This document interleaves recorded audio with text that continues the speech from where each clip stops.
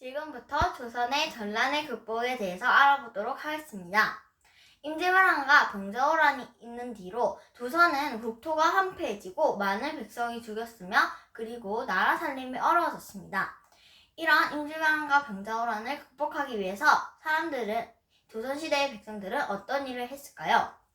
먼저 농사와 관련된 전란의 극복입니다. 먼저 백성들이 임진왜란과 병자호란이 끝나고 나서 농사를 하기 시작했는데요. 나라에서도 이 농사를 잘하기 위해서 모내기법, 나라에서 금지했던 모내기법을 시행합니다. 모내기법은 모판에 벽실을 심은 뒤에 모를 키우고 이 모를 다시 논에다가 옮겨 심는 농사 방법입니다. 이렇게 모를 키우기 전까지는 보리를 수확할 수가 있었는데요. 그래서 1년 안에 보리와 벼를 모두 수확할 수가 있었습니다. 이렇게 모내기법을 사용하면 김매기가 훨씬 쉬워졌습니다. 한마디로 모내기법을 사용하면 노동력은 적어지고 생산력은 늘어나는 것이죠. 그래서 조선시대에는 모내기법을 사용해서 분홍이 늘어났습니다. 분홍은 부유한 농민이라는 뜻입니다. 모내기법을 사용하면 이렇게 많은 분홍이 생길 수도 있는데 나라에서는 왜 모내기법을 금지했었을까요? 왜냐하면 봄 가뭄 때문입니다. 이 모를 논에 옮겨 심을 때 땅이 마르면 한 해 농사를 망치게 되기 때문에 나라에서는 그에 두려워서 모내기법을 금지했습니다. 하지만 농민들도 이런 봄 가뭄을 해결하기 위해서 저수지를 만들었습니다. 저수지에 물을 보관해뒀다가 가물 때 이용하는 것이죠. 또한 이 농민들은 이제 농사에 자신감이 생겨서 점점 다른 작물들도 재배를 하기 시작하는데요. 대표적인 것으로는 담배, 배추 같은 채소들이 있습니다. 자, 이렇게 작물들을 재배하기 시작해서 곡식의 양이 늘어나니까 시장을 열기 시작하는데요. 조선시대의 시장을 장시라고 합니다. 그리고 장시에서 물건을 팔던 사람을 보부상이라고 합니다.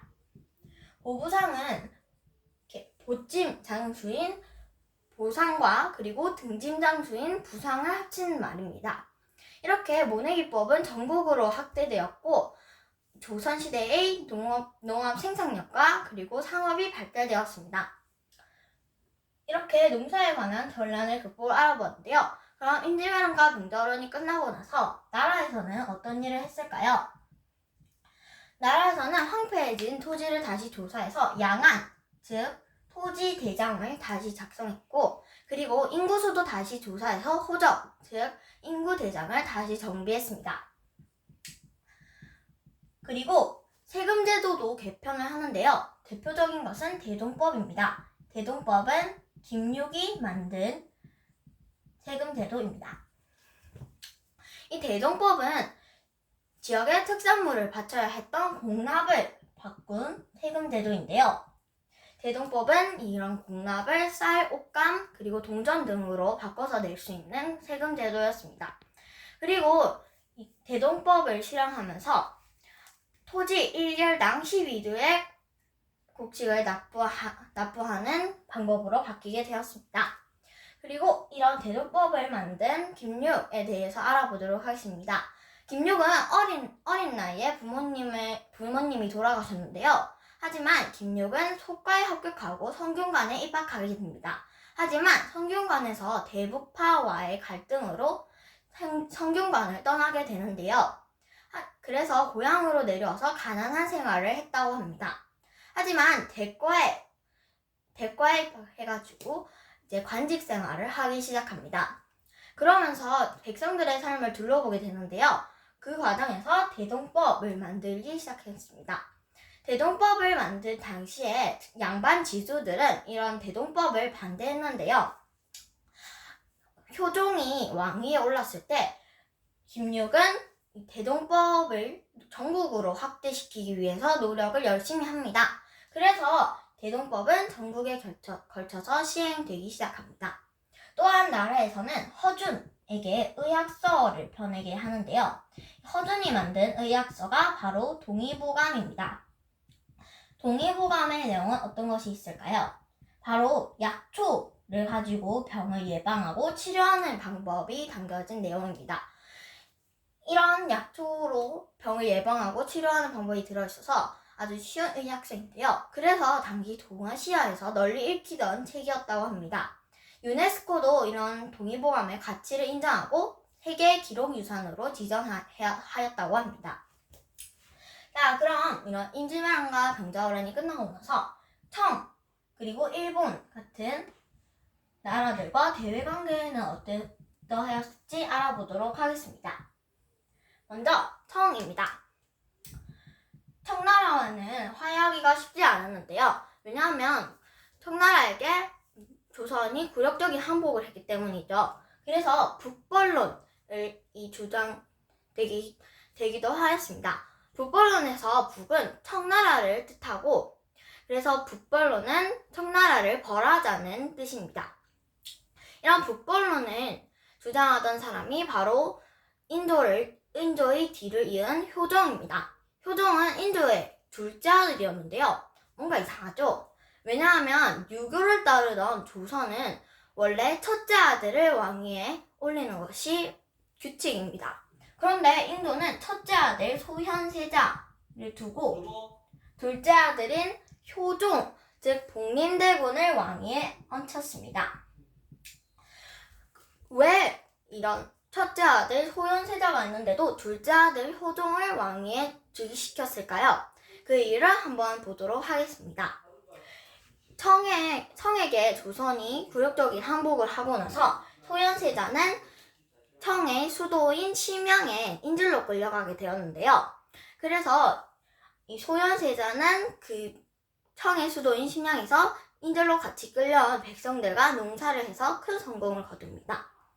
그리고 인질로 잡혀갔던 나머지 조선 백성들도 다시 풀어주게 됩니다.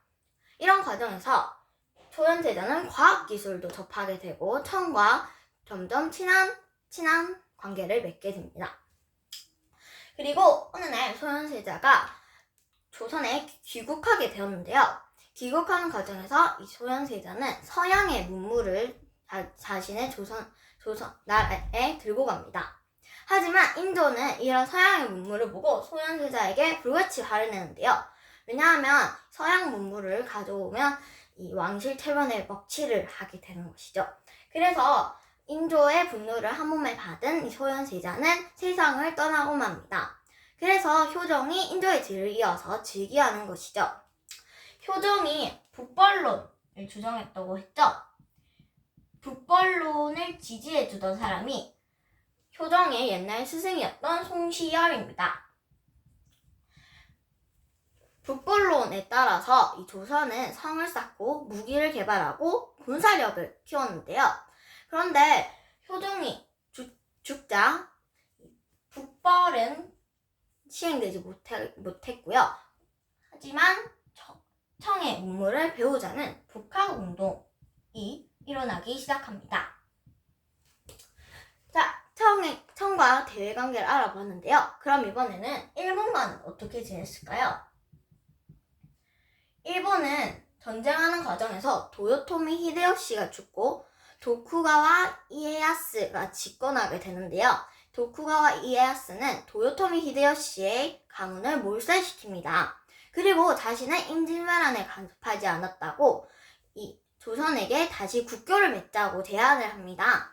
그래서 이 조선은 일본에게 임진왜란 때 끌고 갔던 자신의 포로들을 다시 돌려받는 그런 조건으로 일본과 국교를 맺게 됩니다.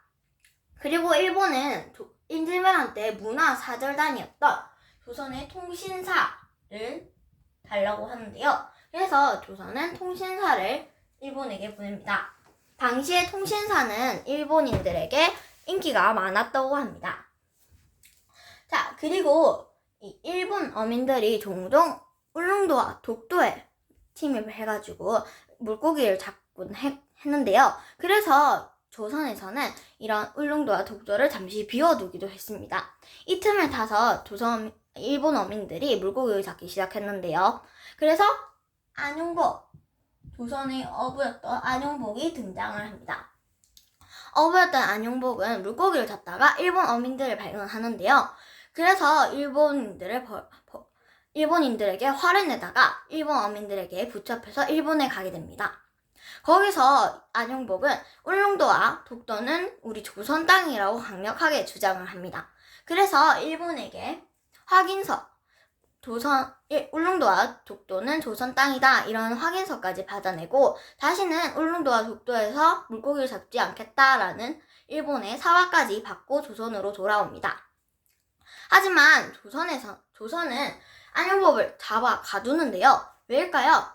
왜냐하면 안용복이 나라의 허가 없이 외국을 드나들었고 일본 어민들을 설득할 때 관원 행세를 했기 때문에 죄가 무겁다고 안용복을 사형해야 한다는 의견까지 나왔지만 하지만 우리의 울릉도와 독도를 지키는 공을 세워서 귀향을 가는 것으로 마무리되었다고 합니다. 독도와 울릉도는 대한제국 시기인 1900년에 칙령 제41호를 반포해서 울릉도와 독도는 우리 땅이라고 알렸다고 합니다. 자, 여기까지 조선의 전란의 극복에 대해서 알아보았습니다. 감사합니다.